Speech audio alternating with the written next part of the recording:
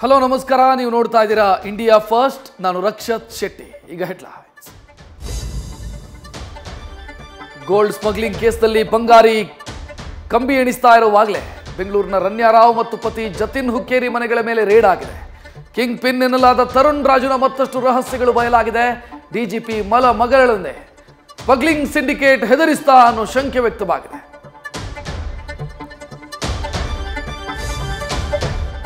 ಅಭಿವೃದ್ಧಿ ಬಗ್ಗೆ ಚರ್ಚಿಸಿ ಅಂತಂದ್ರೆ ನಮ್ಮ ನಾಯಕರು ಕಲಾಪದಲ್ಲಿ ವ್ಯರ್ಥ ಪ್ರಲಾಪ ಮಾಡ್ತಿದ್ದಾರೆ. ಬಜೆಟ್ ಮೇಲಿನ ಚರ್ಚೆಯಲ್ಲಿ ಸಿಎಂ ಸಚಿವರು ಗೈರಾಗಿದ್ದಕ್ಕೆ ಏನಿಲ್ಲ ಅಂತ ಕೇಸರಿ ಪಡೆ ಕಿಚಾಯಿಸಿದೆ. ಬಳಿಕ ವೀಲ್ ಚೇರ್ನಲ್ಲಿ ಎಂಟ್ರಿ ಕೊಟ್ಟ ಸಿಎಂ ಸಾಲದ ಬಗ್ಗೆ ಪ್ರಶ್ನಿಸಿದ ಬಿಜೆಪಿ ವಿರುದ್ಧ ಕಿಡಿಕಾರಿದ್ದಾರೆ.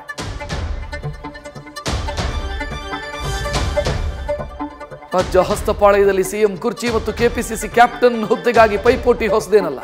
ಈ ನಡುವೆ ಪಕ್ಷದ ಸಾರಥಿಯಾಗಿ 5 ವರ್ಷ ಪೂರೈಸಿದ ಹಿನ್ನೆಲೆ ಡಿಕೆಶಿ ಶಾಸಕರಿಗೆ ಔತಣಕೂಟಕ್ಕೆ ಆಹ್ವಾನಿಸಿದ್ದಾರೆ. ಇದರ ಹಿಂದೆ ಹಲವು ಲೆಕ್ಕಾಚಾರಗಳು ರೆಕ್ಕೆ ಪುಕ್ಕ ಪಡ್ಕೊಂಡಿದ್ದಾವೆ.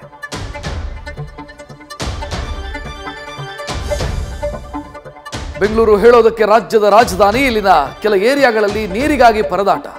ಹನಿ ನೀರಿಗಾಗಿ ಜೀವ ಅಡ ಇಟ್ಟು ಯಮರಾಜನ ಜೊತೆ ಚೆಸ್ ಆಡಬೇಕು. ಜೀವ ಜಲ ಹಿಡಿಯುವಾಗಲೇ ಕರೆಂಟ್ ಶಾಕ್ನಿಂದ ಮಹಿಳೆ ಜೀವ ಬಿಟ್ಟಿದ್ದು ಸಚಿವ ಜಮೀರ್ ವಿರುದ್ಧ ಆಕ್ರೋಶ ವ್ಯಕ್ತವಾಗಿದೆ. ನಟಿ ರಶ್ಮಿಕಾ ಬಗ್ಗೆ ಮಾತನಾಡಿ ಶಾಸಕ ರವಿ ಗಣಿಗ ಸಂಕಷ್ಟಕ್ಕೆ ಸಿಲುಕಿದ್ದಾರೆ.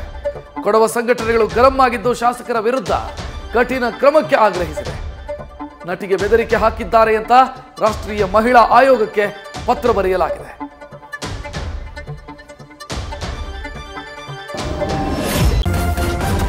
ನ್ಯೂಸ್ ಫಸ್ಟ್ ನಿರ್ಭೀತಿಯಿಂದ ನಿಮ್ಮ ಪರವಾಗಿ.